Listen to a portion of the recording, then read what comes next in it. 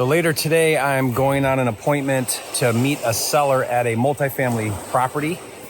And I don't go on appointments very often because most of my business is virtual. So pretty excited about meeting this seller. So I've got a challenge for myself. It's to walk out of that appointment with a deal in hand. So whenever you go on an appointment, the goal is to get the seller to commit. And so that's my challenge for myself. Let's see if I can do it. The location is really great because we're literally just leaving Palmas right now with the golf course right here. This is a resort community and this unit is 5 minutes outside the gate. So great location. Hello, hola. Hola. ¿Cómo estás? Bien, ¿y usted? Muy bien. Estamos esperando a Gerson, ¿ok? Okay. Man, look behind you, Tyler. Look at the view. And Palmas is where from here? Right there. All that. Look at the That's all Palmas. Los Lagos, right there. That's Los Lagos. Where's my house at? That Your way house more? is further that way. Yeah, thank you. So there's 5 units, huh? So you go up those stairs. Looks like there's a door there. 1, 2, 3. Where's the other ones? Oh, okay. Here, this might be one, and probably one around the other side. Yeah. That would give us 5, right? Okay, so I bet you that's a unit. Let's go see the other side. Maybe the other side has one. This is our unfinished space. So you would come all the way up here. This would all need done, right? So it's all just open. How'd you get in here before, David? Yeah, I gotta ask him. I broke in, but Okay. How'd you break in? I just pulled that. Yeah, Right here. Right here. So then we're gonna break in too. Okay, so you come through a door right here. So let's see if we can figure out the floor plan here. Last week after church, my personal assistant here in Puerto Rico, David, overheard a member of his church talking to his pastor about a multifamily property he owned that he wanted to sell. Now, the property's been in his family a long time, and apparently he's getting older and would like to sell it. So David approached him and said that his boss, me, might be interested in buying it. What's cool is it's right here next to Palmas del Mar where I live, literally 10 minutes from my house. So I told David to go drive by the property and check out the location, which he did, and the location is great. The neighborhood is called Buena Vista. It's a quiet street with well-kept homes, and you go all the way up this road to the top, and it overlooks Palmas del Mar and the ocean. Now, I love view property, so I love that it has ocean views. David also got a little more info from the seller. His name is Gerson. The building currently has 5 occupied units on the main level, bringing in a combined $2,200 a month in gross rents, and the upper level is an empty shell. So just unfinished walls. Now this is a major value add play. Immediately I thought about the hospitality tax credit that Puerto Rico offers. If I can convert this into a bed and breakfast or guest house style boutique hotel that has at least 7 units, Puerto Rico will give a 40% tax credit. Now, when I say 40%, that includes my acquisition cost, renovations and improvements, furnishings, even the first year of marketing and operating expenses. That means the tourism department of Puerto Rico will give me 40% of that total number as a tax credit. And here's the best part. The tax credits are transferable so I can sell them and they trade for 90 to 95 cents on the dollar. I'm doing that on my 22-unit hotel I bought in Santurce. I'm getting a $1.4 million tax credit that I'll sell for cash for like $1.2 million. And that's just one of the many opportunities living and investing in Puerto Rico. I actually did a video where I talk about several other amazing opportunities. If you'd like to learn more, I'll put a link in the description below and you can check it out later.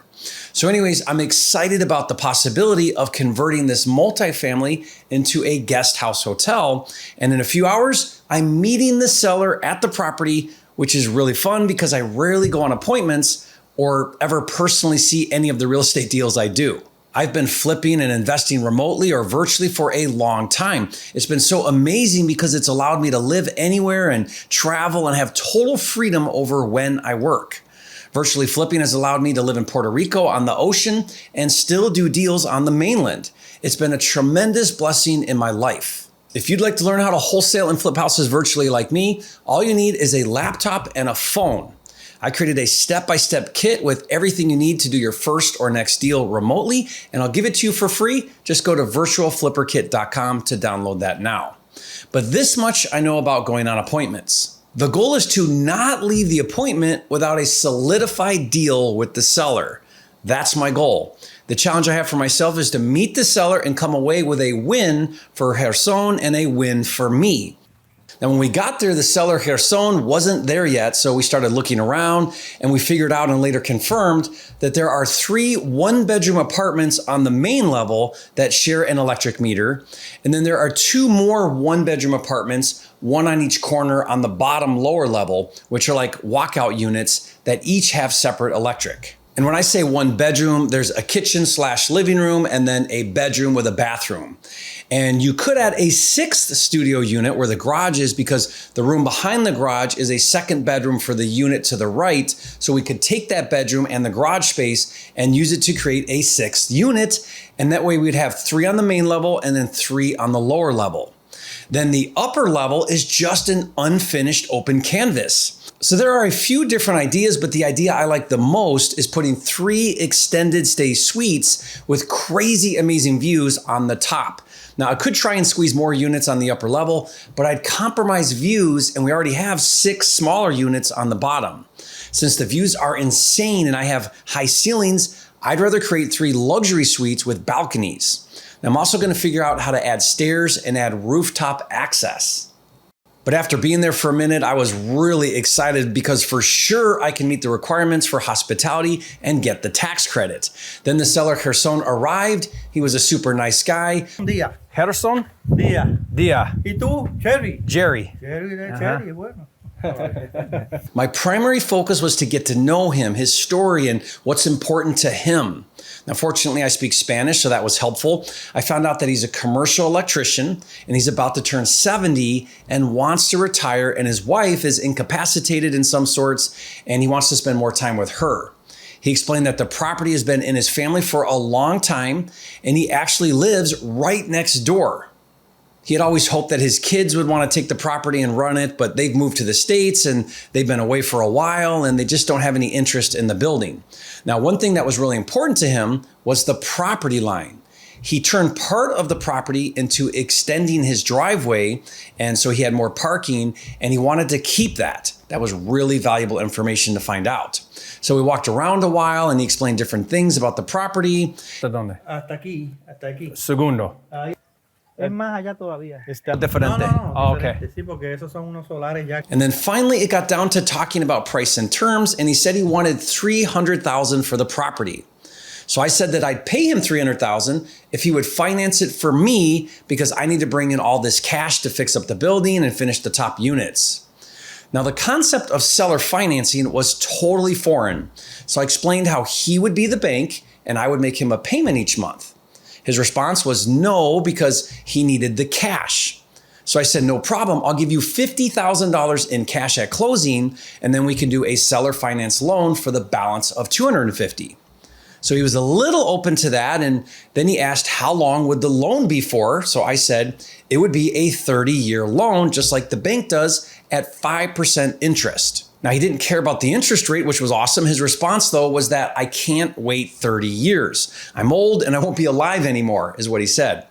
So I said, no problem. We'll make a 30-year loan, but we'll put in the loan that I must pay it off in full at the end of 5 years. That's called a balloon. Now, he said 5 years is still too long. So I said, well, I could probably do 3 years, but I have to have at least 3 years because a traditional bank will require that I show 2 years of financials and I need 1 year to renovate and stabilize. So it has to be at least 3 years so that I can refinance and pay off his loan. Cuido con lo siento y todo lo que hice.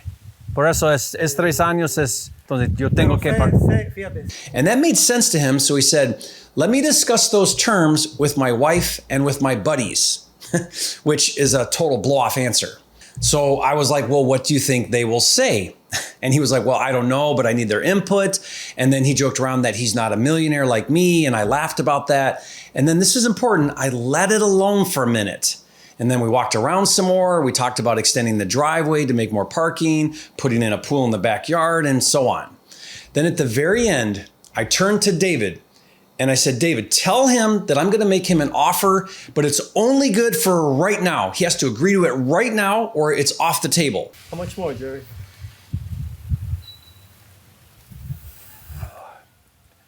I mean, if I did this, he would have to decide and not like screw around, you know, but like if I, yeah, porque no quiero.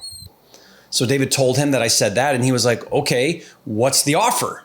So if you want to know, then you're gonna have to watch this next video. Just kidding, but that would be a good idea. No, so I said, all the other terms stay the same. The price of $300,000, the 5% interest rate, the 30-year loan with a 3-year balloon. But instead of $50,000 cash down at closing, I'll put $100,000 down. But if I put 100 down instead of 50, and that did it. He said, I'll agree to that. Let's shake on it. So we shook hands, which for a 7-year-old Puerto Rican, a handshake is like gold. His word is his bond. And just like that, I got the deal done. Gracias, mi santo. Muy bien. Gracias, gracias. Okay, so now I want to take a minute and point out what happened throughout this appointment with the seller. I hope you noticed that I was able to make the deal incrementally better without compromising price. I never budged off of his asking price. Now, why didn't I offer him lower than his asking price of $300,000? That was his price, not mine. Why didn't I offer $250,000 and then work up from there? Well, the reason is because I wanted to buy this property with seller financing. And when you ask for terms, it's better not to ask for price as well. Now, if I was paying cash, maybe I would have countered at 200 or 250, but I wanted to buy with creative financing. Remember, it's going to take several $100,000 to renovate this property. So I want to buy with the lowest amount of cash possible. My mentor, Sharif Medawar, always says, I'll pay any price you want if you give me the terms I want. I have a saying, I will pay you any price you want if you give me the terms I want. My good friend and creative financing expert, Pace Morby, always says something similar. I'll give you the price you want if you give me the terms I need. $300,000 was already a good deal. I already had a deal because worst case, I'd pay $300,000 cash for this property. So now all I was trying to do was get the best terms I could, which is why I kept slowly, incrementally bringing the terms up slightly more in his favor, but still good for me until I found the sweet spot, which was $100,000 down instead of $50K. Now, if you didn't catch that and you didn't pick that up on how I did that, go back and watch that part again. A good deal maker listens and tries to find out what is important to the seller and then adjust his offer to meet the needs of the seller within the parameters that work for you. It's like good parenting. As a parent, I always give my kids 2 choices that I can live with. Do you want to go to bed in 15 minutes or in 30 minutes? Now, I already know that I'm okay with 30 minutes, and then they feel like they get to make a choice. Okay, so then what happened? After we shook hands on it, I wrote a simple 1-page letter of intent, which he signed. Now, a letter of intent or LOI is different than a purchase and sale agreement. So if you'd like me to do a follow-up video and walk through how I filled out the letter of intent and what I put in that, as well as a breakdown of the rehab budget maybe and the pro forma financials as to why this is such an amazing deal, leave a comment and say, way to go, Jerry, you are a flipping genius. And by the way, I'm gonna pay David, my personal assistant, a big finder fee, even though he never asked for it, because I'm so appreciative that he found and brought me this deal, and that's how I roll. And I'll see you on the next video.